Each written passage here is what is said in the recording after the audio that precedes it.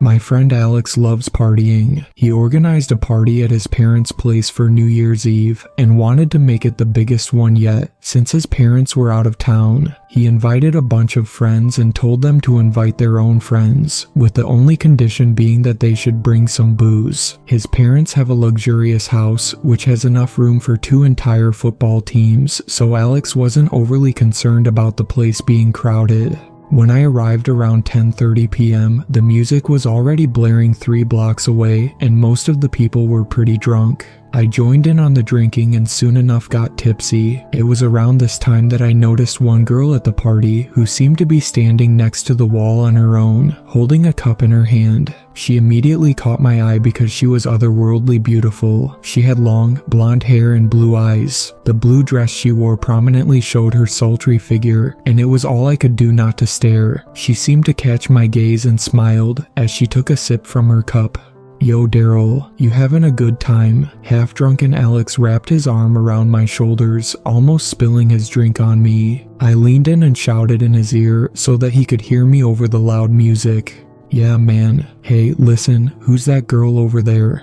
"What?" He raised his eyebrows and leaned in closer. I repeated my question, and once he glanced at the girl, he said, "I don't know her name, man, but Matt's been with her, says she's a beast in bed." "Huh?" I said, catching the girl's gaze once more. I had just ended a 3-year-long relationship, so I wasn't really looking for anything serious. A one-night stand sounded like a perfect way to end the shitty year. That was 2019. Alex leaned in to shout something in my ear. "Hey, but even though she fucks like a nymph, Matt said he'd never interact with her again."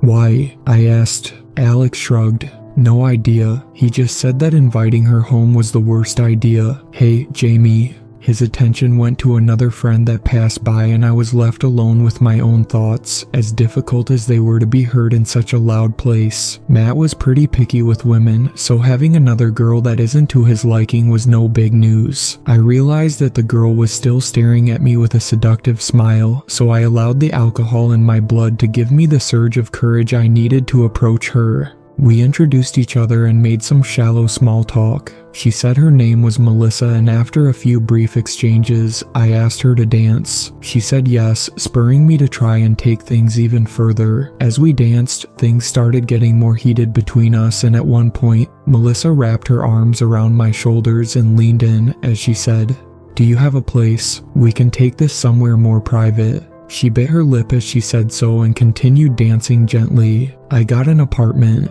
not too far away. We can use my car," I said, my boner practically talking instead of me. She nodded, and before anyone noticed, we were out of Alex's house. We barely managed to enter my apartment with our clothes still on, and as soon as I locked the door behind us, she stopped kissing me and said, Wait, before we do this, there are some things you need to know about me."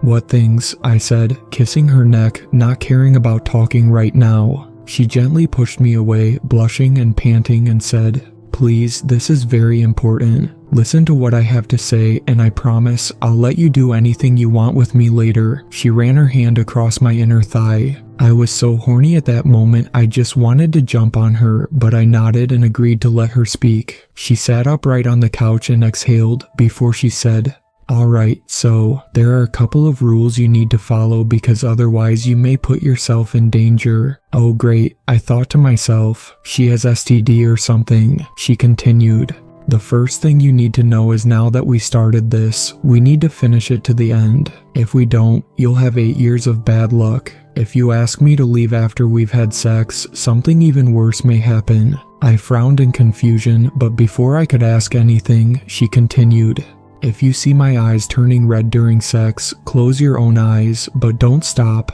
You're going to hear me making deep, guttural noises, but they should be gone within a minute or so. Again, just don't open your eyes during that time. I can't be responsible for what happens to you if you do. If you feel that you might lose your erection, try to focus on something to hold it, at least until the weird noises stop."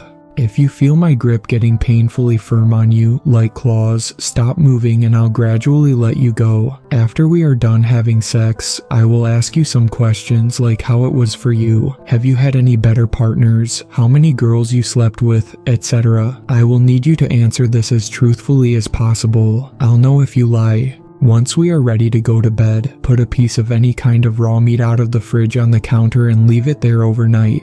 We'll be sleeping in the same bed, so if you touch me during the night and I feel ice cold, ignore me. I may wake up and try to coax you into speaking to me by asking you a question or becoming hysterical. Whatever I do, just ignore me. I won't hurt you, so as long as you pretend I'm not there, you'll be fine. If you wake up and find me staring through the window, get out of the apartment as quickly as you can. Don't bother getting dressed, just get out. If you wake up and I'm not there, call out to me. You're going to hear one of the following things, either me saying that I'll be right back or calling you to come out.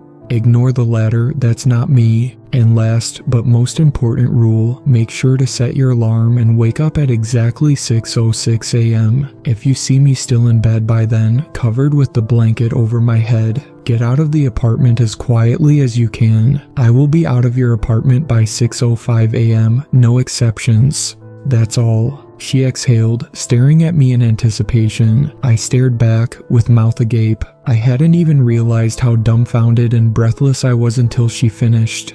So, do you have any questions? She shrugged. No. I mean, everything is clear. Give me a moment, please. I need to use the bathroom. I fumbled to form a sentence and excused myself to the toilet. While there, I texted Matt, "Hey bro, you know a girl named Melissa?" His response came almost immediately. "Yeah, why?" I said. "Well, I hooked up with her, but I heard you said there was something wrong with her. What's her problem?" Matt read my message right away, but responded only after a minute.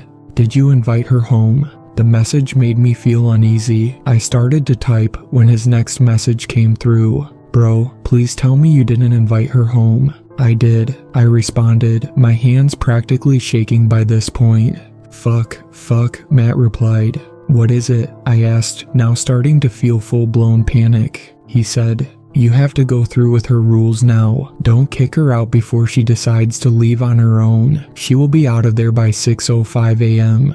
"Bro, what are you talking about?" "I'll just tell her I'm not feeling well and send her home." "Don't do that. Listen, do me. Don't fucking do it." He immediately responded. "Why?" I asked. He typed for a moment before saying, "Because my friend Kit did it, and they found him dead in his bed 2 days ago." Just then, 3 slow knocks resounded on my bathroom door.